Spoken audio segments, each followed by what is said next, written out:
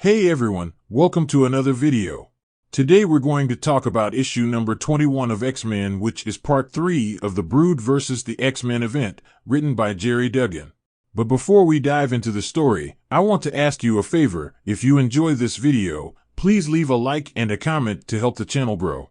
So this issue opened in nowhere, with Forge and Penance still trapped in another universe as they prepare to return home.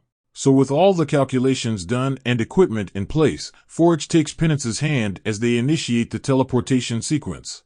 So with a click of a button, the two dive headfirst into the unknown, for they will return home or die trying. So while the two are taking their daring journey, we skip over to Jean Grey facing the Lord of Nightmares in the astral plane. For Nightmare was seeking revenge for the Omega mutant telepath for laying her hands on him in a previous adventure.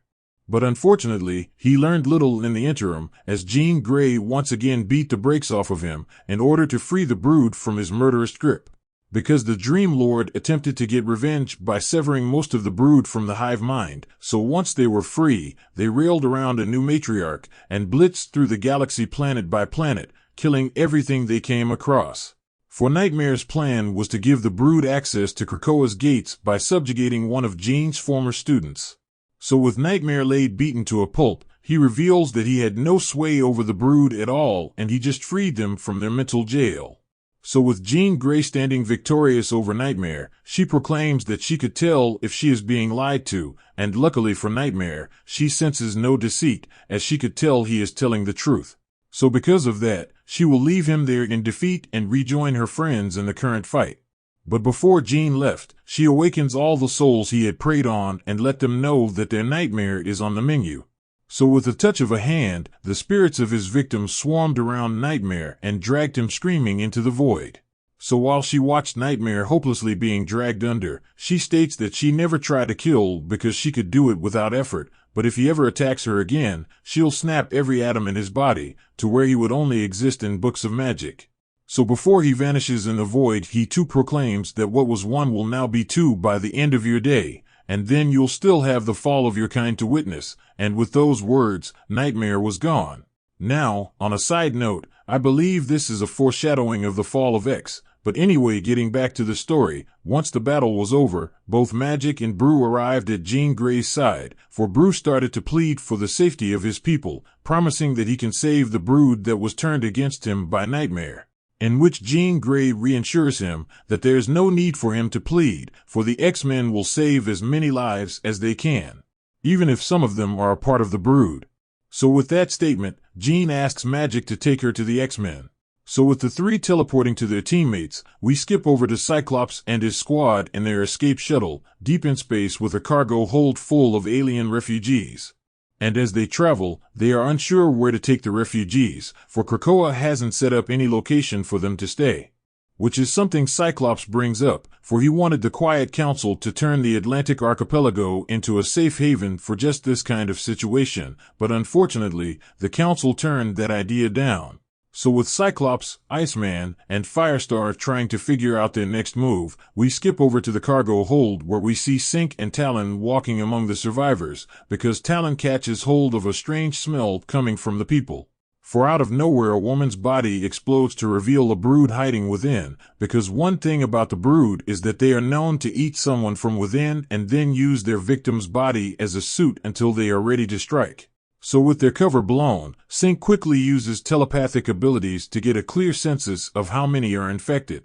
But to his surprise, he discovers that they all were. So with all hell breaking loose, Talon begin to go in on all the members of the Brood, for they have walked right into a trap, for Corsair was the bait, and these poor souls were the payload they were supposed to deliver. So with all hands on deck, Talon, Iceman, and Firestar start to eliminate all who stood before them. But with them vastly outnumbered, defeat seems imminent as Cyclops was 100% prepared to fly their ship into the sun in order to stop the Brood from spreading. But before Cyclops could make a rash decision, Synch stepped in and stated that he could clear the ship. And just to show how powerful Synch has become, all he had to do was close his eyes and remember standing beside Polaris, and just like that her power became his, as the bulkhead gave way with a single thought from his mind. And in an instant, all the brood was sucked out into space and killed, as he created a shield to keep Talon and himself safe. So following this attack, sorrow quickly filled Sink. For this merciful kill, he showed to the aliens that were once aboard this ship will hunt him for the rest of his life. For the void of space will swallow the dead and dying in silence, because the only sound that remains is of the anguish of the X-Men. For there is a high price for service, and Sink as well as Talon have been paying it for many lifetimes. Now with the emergency over, Cyclops, Iceman, and Firestar look on in amazement as Sink and Talon make their way to the medical bay to recover from their most recent ordeal. So once the team was out of the woods, we are shown a data page with a conversation between the war captains. So with Cyclops, Bishop, Magic, and Psylocke in attendance, the topic of the day was how to best deal with the brood. And during this meeting, we get a clear look at how Krakoans perceive the brood. For Cyclops and Bishop were all for killing them, by creating a clone of Wanda and making it wish for all the brood to be dead, but Magic and Psylocke thought that was too harsh of a decision and even compared it to an idea that Sinister would have had. So when it came down to a vote between the four, it ended up being evenly split down the middle. So with that out there, we jump back over to Forge and Penance as they safely arrived back in their home universe somewhere near Jupiter.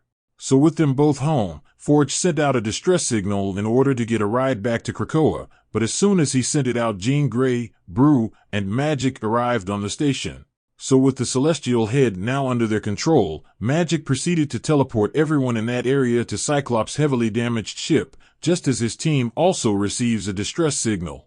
But their signal was from Psylocke's team over in Captain Marvel's comic, for they are in need of help against the Brood Queen. Now, with that message out there, Cyclops jumps on the opportunity to eliminate the entire Brood population, but as you may have guessed, Brew was completely against it.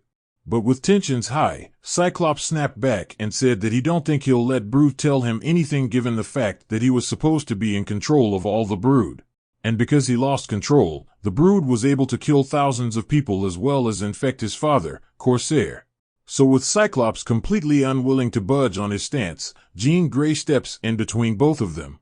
And to Cyclops' surprise, she sided with Brew in the issue, saying, A, Corsair is still alive, and B, Brew is still in control of some of his people, so it is their duty to save whoever still sides with him.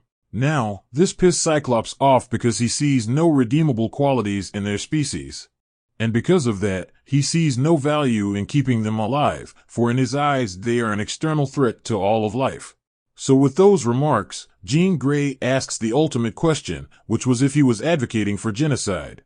In which he claps back by saying they are complicit in whatever deaths come in the future if Brew loses control of his pets again.